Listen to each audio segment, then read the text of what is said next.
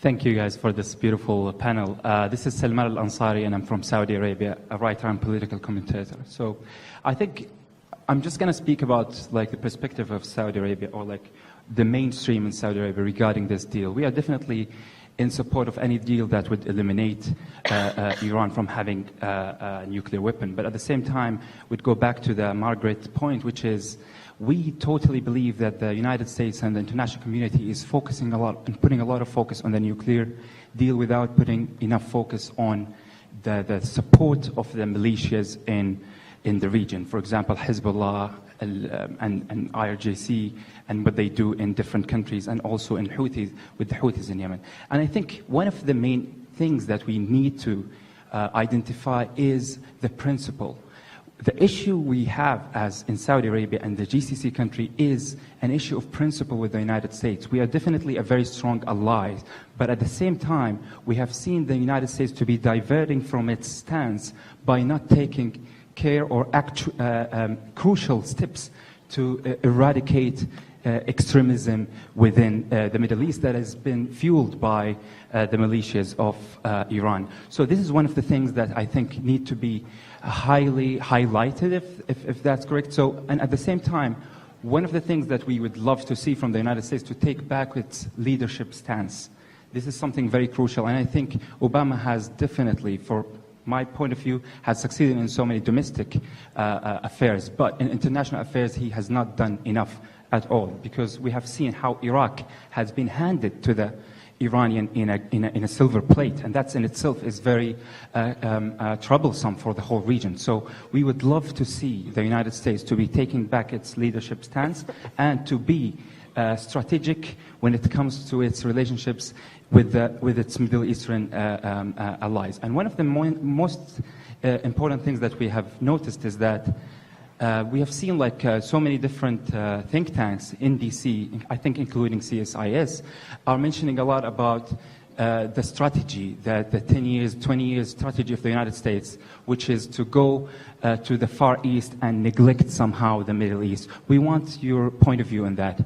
What do you think of the strategy of the United States? Do they really want to somehow put the Middle Eastern affairs like aside and just focus a lot on the Eastern or East Asia? Quick answers. My answer is no. I know when I think you make a very cogent and a very concise argument. I understand where you're coming from.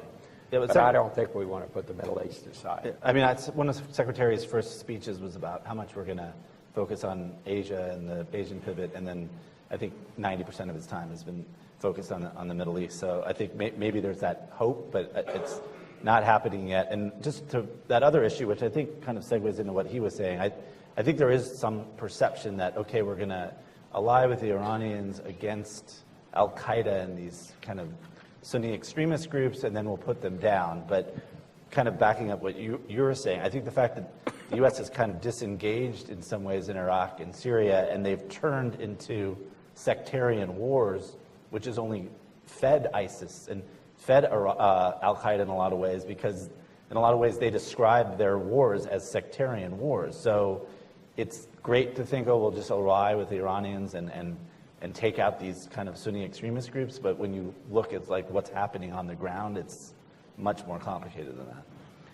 I think it's easy to conflate two different elements of President Obama's strategy. First, when he came in, he recognized that he had a mandate to get the United States out of some major wars, starting with Iraq, Afghanistan. He called a war of necessity, but he ultimately greatly reduced the American presence there as well. And of course, now we've had to go back in a small way into Iraq, and probably the same will happen in Afghanistan.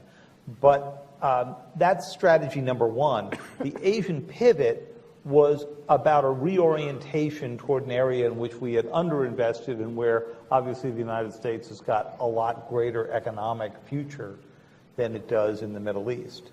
And this has been the great drama of the Obama foreign policy, which is an effort to go focus on the future and always getting sucked back in to a series of conflicts which the president believes are fundamentally rooted in civil wars that he can't affect as much as we would all like to say he could.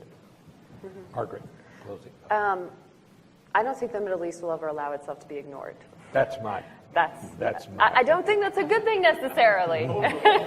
No, but I think that's the reality. I think that's the reality. We'll always be involved in the Middle East because Yes. we have to be involved in the Middle East. Yes, I would agree with that. And I also think it's interesting when I travel a lot overseas and you hear people describe what America wants, what the U.S. wants. I think it's because a lot of these countries and the leadership they have is thinking longer term because they stay for a longer term.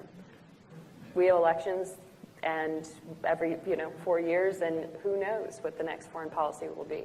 But certainly Asia is going to be a huge part of it, but the Middle East isn't going to be ignored. Well, on behalf of CSIS and TCU,